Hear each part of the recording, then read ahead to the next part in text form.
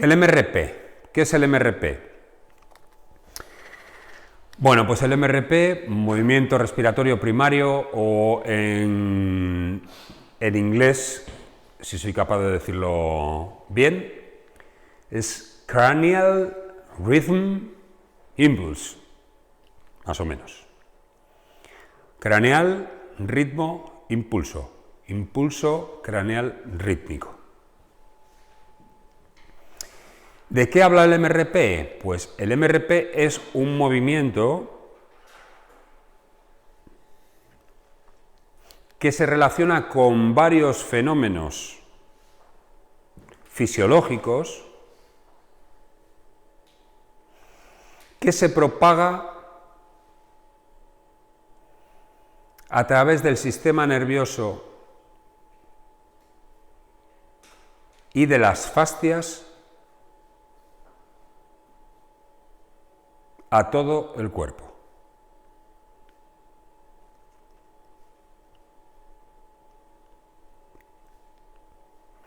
Y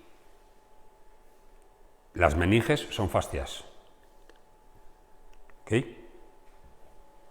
Por lo tanto, las membranas que hay dentro del cráneo y la dura madre son fascias que posteriormente están en continuidad con el resto de las fascias del cuerpo.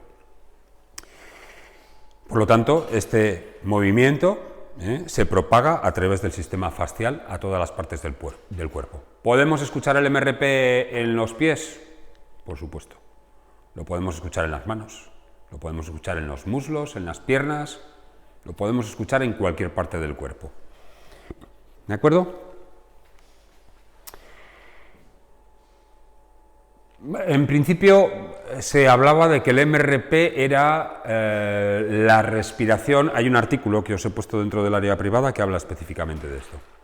En principio, y habla de las diferentes teorías que hay sobre el MRP.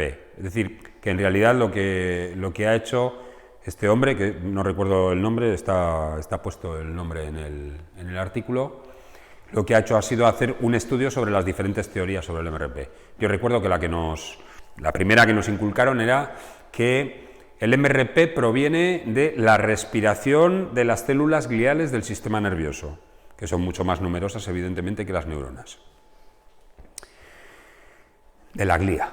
Y esa respiración produce este movimiento. Bueno, pues parece ser que una parte sí, pero que hay otros fenómenos. No nos vamos a dilatar ahora analizando todo esto, ahí tenéis información y probablemente uno de los trabajos dentro del curso sea sobre cuáles son las causas, posibles causas que provoquen el MRP. Hay mucho campo donde trabajar. Pero sí que está ligado a una serie de fenómenos. Es decir, el MRP implica 3 fenómenos activos, un movimiento propio del cerebro y de la médula. Esto está en la página 4 de los apuntes. Un mecanismo de fluctuación del líquido cefalorraquídeo, a partir de ahora el ECR. La fluctuación es el movimiento, que está perfectamente descrito. Y una movilidad con tensión recíproca intracraneal e intrarraquídea de las membranas. ¿Qué quiere decir tensión recíproca?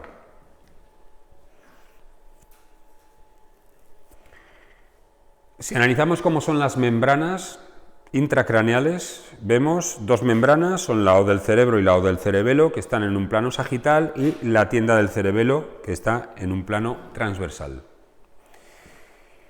Cuando una de las membranas se tensa como consecuencia de una de las fases del MRP, las otras se destensan.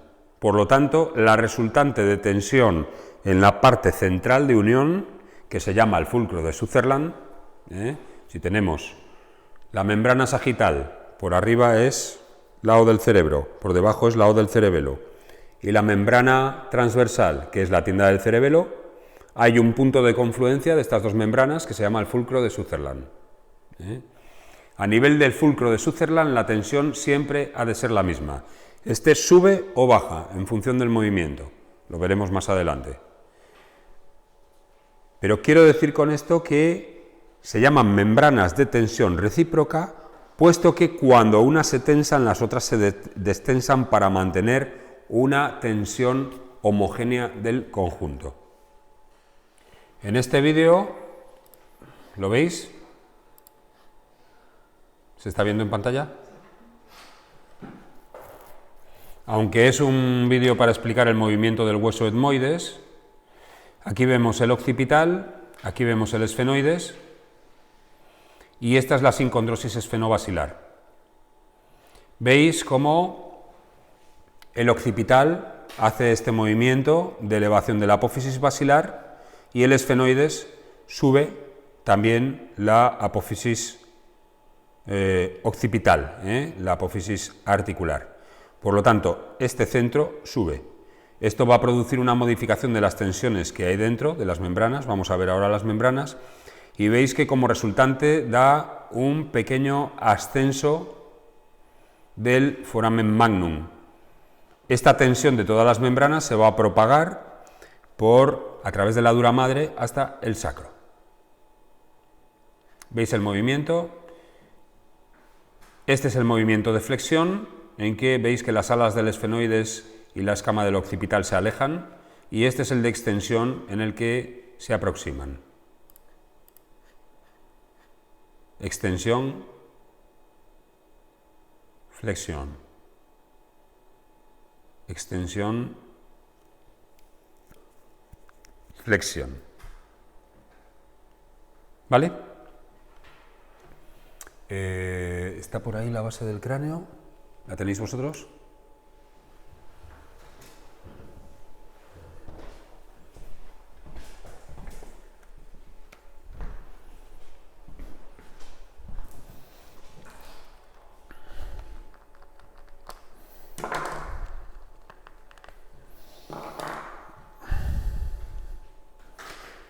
Bueno, tiene que estar un poquito separado porque tiene este medio de unión, pero para que lo veáis, esto sería el movimiento de flexión. Veis que la escama del occipital se pone posterior y baja, y las alas del esfenoides vienen también hacia adelante y hacia abajo, y la sincondrosis esfenobasilar sube ligeramente hacia arriba.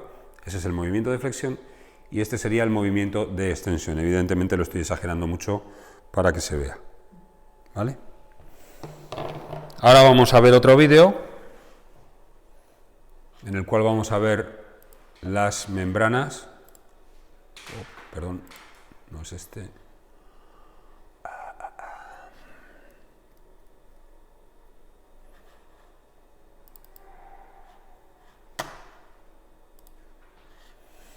Bien, aquí vemos el cráneo, este es el hueso frontal, los huesos parietales, la sutura sagital y la sutura coronal. Ahora aquí hemos hecho un corte transversal, es una vista superior. Aquí se ve una pequeña línea, ¿la veis? ¿Se ve el cursor? Esa línea es la O del cerebro.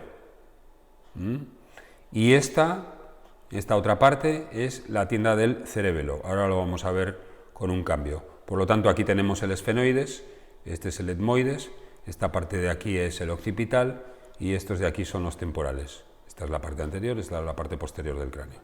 ¿Se entiende, no? Si os fijáis, aquí está haciendo una respiración, no sé si lo veis, veis cómo los temporales se abren. Vamos a volver un poquito hacia atrás. En el movimiento de flexión, un poquito más hacia atrás, en el movimiento de flexión, a la vez que se da esta apertura, es decir, en el sentido longitudinal, el esfenoides viene hacia adelante y hacia abajo y el occipital hacia atrás y hacia abajo, los huesos temporales hacen una rotación externa. Por eso, si miráis este diámetro transversal, veréis también que se ve un poquito modificado. ¿Lo veis? Cómo se estrecha ahora y cómo se vuelve a abrir. Ahora lo giramos y aquí vemos la O del cerebro, la tienda del cerebelo. El temporal, el occipital, el esfenoides.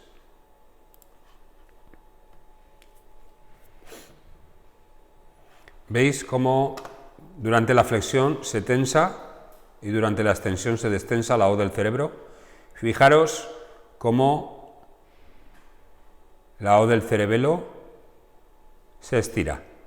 Este es el fulcro de Sutherland, es el punto de unión. Y esa de ahí atrás, esa pequeñita, es la O del cerebelo. ¿Lo veis? ¿Veis? Flexión se estira y sube todo hacia arriba, y extensión se cierra. Aquí veis cómo se abre.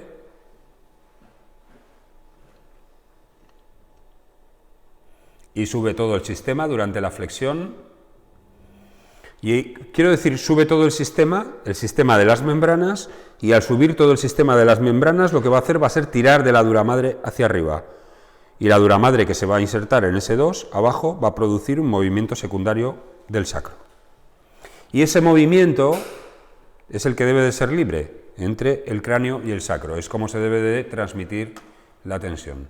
Con respecto a la fluctuación del líquido cefalorraquídeo, nada más que veáis un poquito cómo están ubicados. Estos son los ventrículos cerebrales, los laterales, que veáis cómo están ubicados. ¿Lo veis?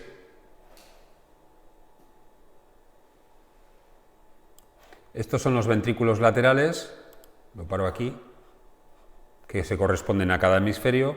Este es el tercer ventrículo y este es el cuarto ventrículo.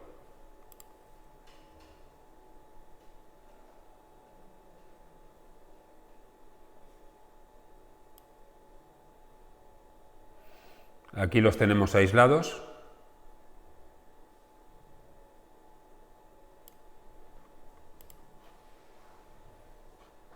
Ventrículos laterales, tercero y cuarto ventrículo.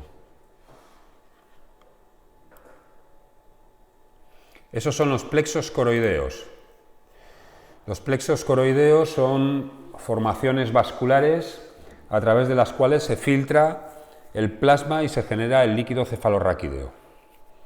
Coroide quiere decir que tiene forma de coral.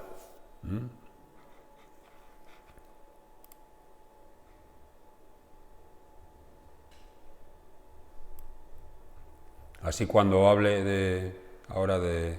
¿Veis? Aquí tenéis la diferenciación, aquí con el agujero de Monro, que conecta los dos ventrículos laterales con el tercer ventrículo,